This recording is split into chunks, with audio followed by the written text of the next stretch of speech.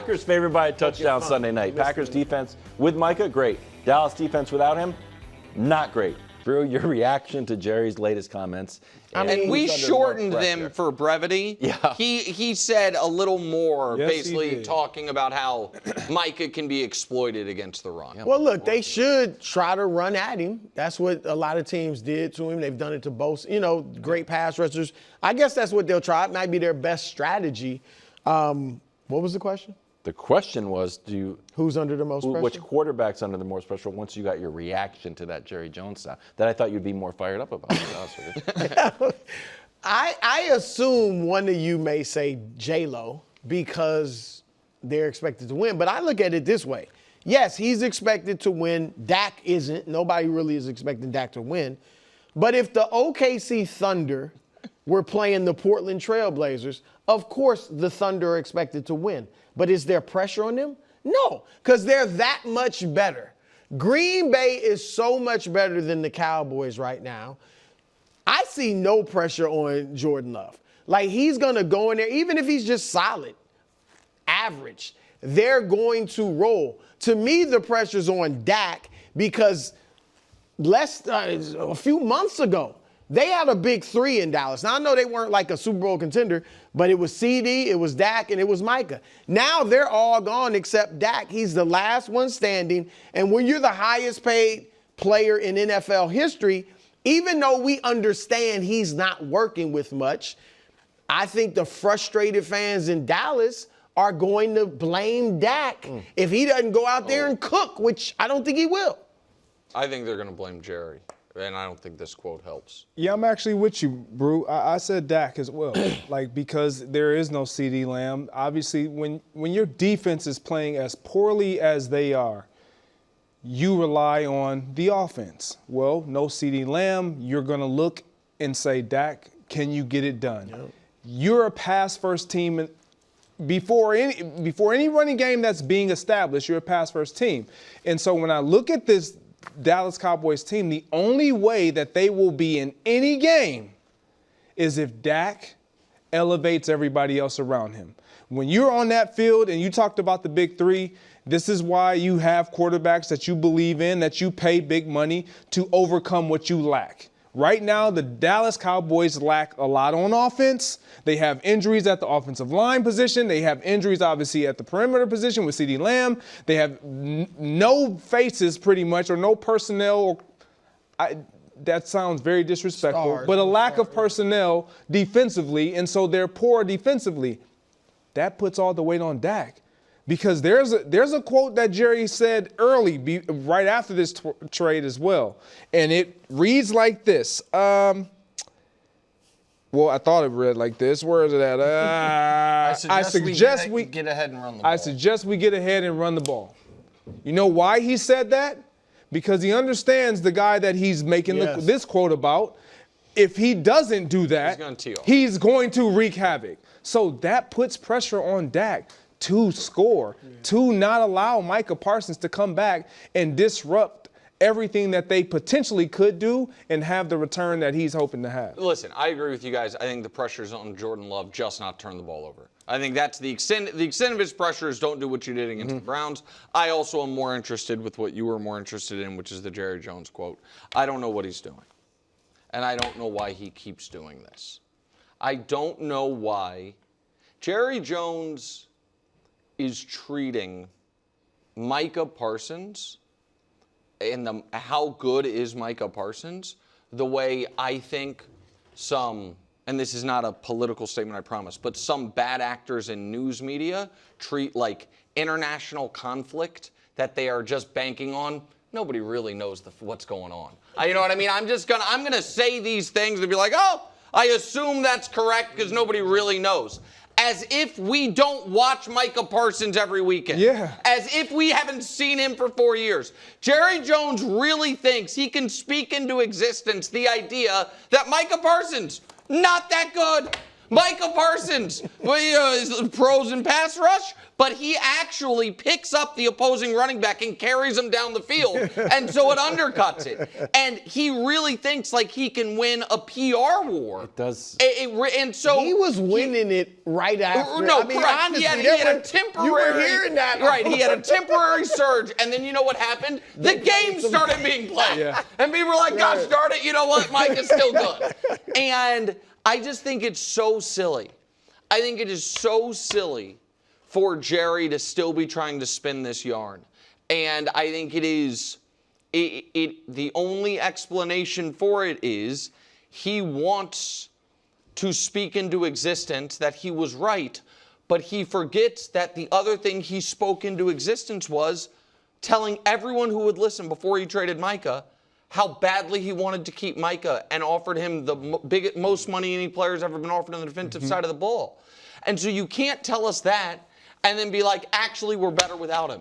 You were the one that wanted to keep him. So I think it's so, I just think it's so ridiculous. I hope Micah has a massive game. Eagles favorite against a banged up Bucs team in a battle of undefeated squads. If the Bucs pull this off, is anyone willing to call them the best team in the NFC?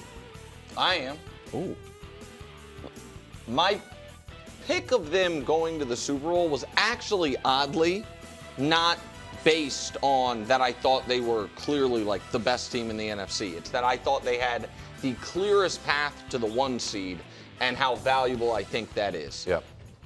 But if they are able to, without at least 2/5 of their offensive line, without Mike Evans, if they have Chris Godwin, his first game back in more than a year, you know what I mean, with a banged-up defense to boot, if they're able to beat a Philly team that hasn't lost in a year, then I'm supposed to say what?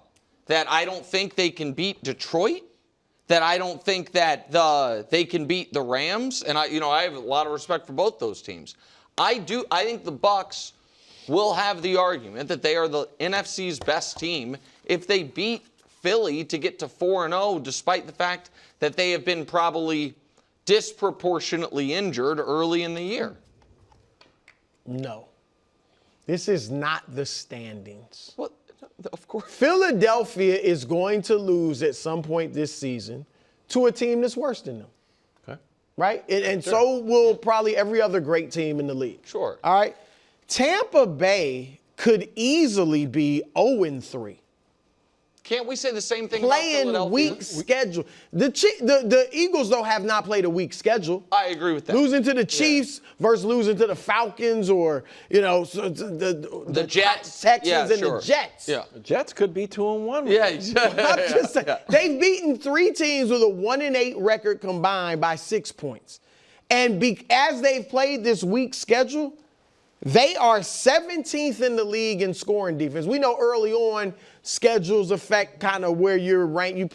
Like I would say the Ravens. I know the defense isn't very good, but they've played 2 of the best offenses in the league. All right. Tampa Bay's played 3 bad teams right now. And maybe Houston's okay, but right now they're bad. And they're still 17th in scoring defense and 12th in scoring offense. So if they win this game, Brou, who are you going to say is the best team I think in the Detroit's NFC? better. I think Green Bay's better. And I think Philadelphia's still better. Like you lose to some teams that you're better than.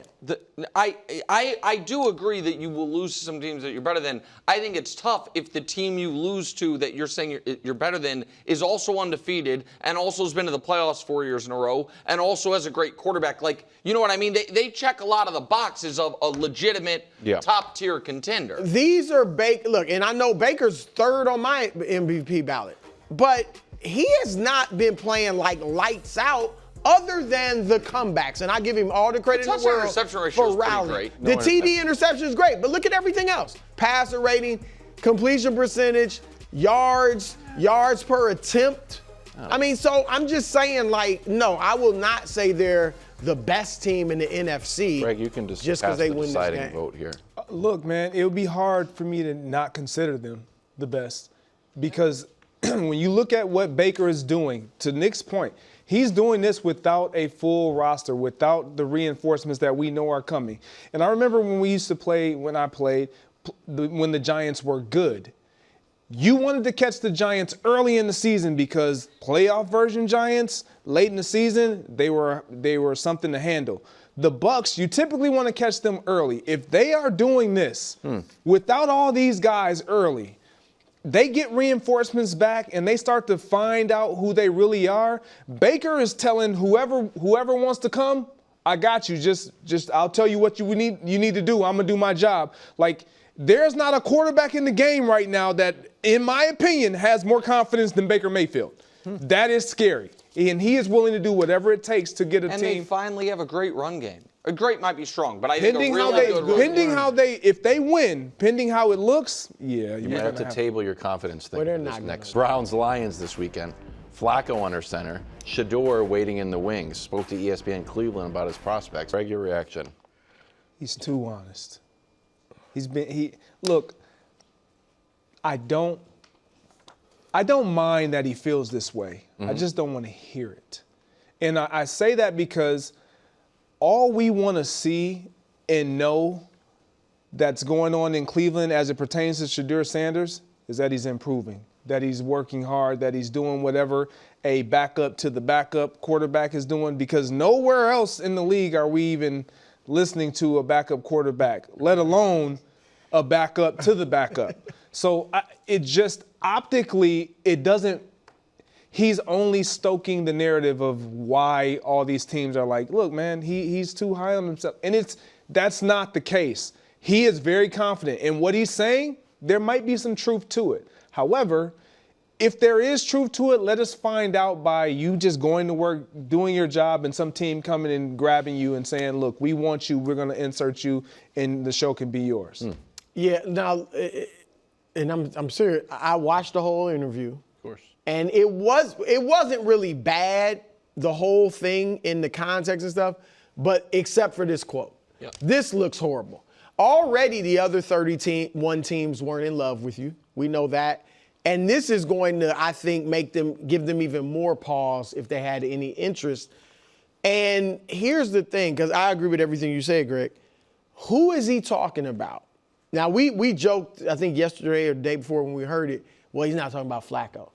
But who could he be talking about? Because very few quarterbacks are playing worse than Joe Flacco. Joe Flacco is 31st in the league in passer rating at 65, lower than Jake Browning, who's been throwing interceptions galore. Joe Flacco has 2 touchdowns, 4 interceptions. So I'm just saying, of course, we all would think, he's not talking about his guy. And in his mind, he probably isn't. But if somebody really wants to break down, well, let's look at quarterbacks. See, who's he talking about? Yeah. Flacco's going to be on that list, and that's just not a good look. I think that's a fair point. You know what comment it really reminded me of, KW? I know LeBron watching Summer League. Yes, how'd you know? Because it reminded me of that. It wasn't Summer League. No, he was just watching regular League season. Pass. And we tried to figure out, who's he talking about? Yeah, and the Sixers were on. So if people don't remember, a couple years ago, and I think this is actually the only major misstep LeBron has made publicly in relation to Bronny, and the only one that I think he probably would want back. He just tweeted, he was something along the lines of, he's like, watching League Pass right now, Bronny better than a lot of these guys. It's low-key hilarious. Yeah. And this was, I think, this was pre-cardiac arrest, Bronny at USC. And we look back on that, or at least I do, and I say, okay, that's just like, you see your kid through a father's eyes. Mm-hmm. You know what I mean? It's just like and I at least cut him some slack a bit, but it wasn't Bronny saying it. Yeah. And I think that this comment would have been like totally reasonable, and maybe if Dion had said it. You know what I mean? He's like, I watch the league, and I'm telling you guys right now, when he gets his chance, Shedeur's better than these guys. That wouldn't have helped him. That wouldn't have helped him, but it would have been fine. Because the thing is this. It's a little delusional. Because the reality of the situation is your team's starting quarterback is one of the worst in the league, one of the oldest in the league. You not only did not beat him out and might say, oh, he didn't have a chance, you're not his backup. Right. Mm-hmm. So, like, the logic tree is the Browns actually have 3 quarterbacks on their roster better than a lot of the team's starters, which really would make you think Browns should maybe be a little better on offense than they currently are. Well, that's what I was going to say. We're all just like, all right, the Browns are going to be a good defensive team and try to win games. What was the Packers score? 12-10? 13-10. 13-10. I think it's okay to why don't they pull the trigger on Shedeur? Just be like, you know what, Flacco, it's not going to work. Well, they'd pull it to Gabriel. Right. And here's the thing with the and you guys know I liked Shedeur coming into the draft, and I still like him now. And I like him over Gabriel. But when you look at the 2 preseason games, like, it's not like we can all say he should be ahead of Gabriel. No. Because he had that really bad game, and Gabriel looked a little bit better at times in preseason. So I'm just saying, like Nick said, he's far away from even getting on the field. KW, all of them. Why don't we just get there? Because right I now, like what the Giants did. They're trying to make the playoffs, though. See, I'm just saying, they really are. The Browns, they just beat the Packers. I know they're not good, but in Kevin Stefanski's mind, we just beat the Packers. Our divisions may be wide open. Again, we don't think that, but I mean, at least maybe for a wild card or something. To your point, it just doesn't seem like he's bought in to the idea of the team. I'm about the team. Whatever I can do to help this team. This comment makes it seem like, yeah, I'm here, and I could be anywhere. And I should be anywhere because I've been watching the league, and it's like, well, where we need you is to be focused on here. Right. Greg, that's a great point. When Russell Wilson was benched, they asked him if he would ask for a trade. He gave an answer that was so good about teamwork and supporting everybody and being the best person, and it didn't matter. It's like you're still going to be on the bench. Correct. So. I don't know. I have a hard time saying, like, you can't say this because it's kind of out of bounds. Russell Wilson said the literal perfect answer. And it's like, well, you're still on the bench. Like, I don't know why his comment. Shadeur's third string and fighting for his NFL life. I don't mind that he feels this way. I just don't like that he said it.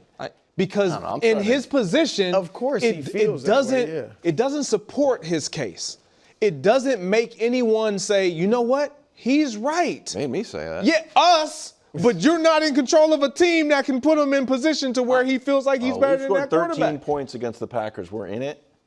No, I'm just saying that's the whole reason they started Flacco to begin with. I'm done they with the Flacco think they can make. Okay, but that's fine. But this is the point that it makes it to me the hardest part of it to swallow. If they were done with Joe Flacco today, he's not playing. Yeah. He's right. You know what I mean? Like he is third string, and so there is there is an element of, and I do not think it is a felony. I don't even know if it's a real misdemeanor, but there is an element of a lack of self-awareness. If you're third string to publicly say to a reporter, I'm better than a lot of team starters. Yeah. I just think it's a mistake. Thanks for watching. Subscribe here to get more from the show and to check out clips from other shows on FS1.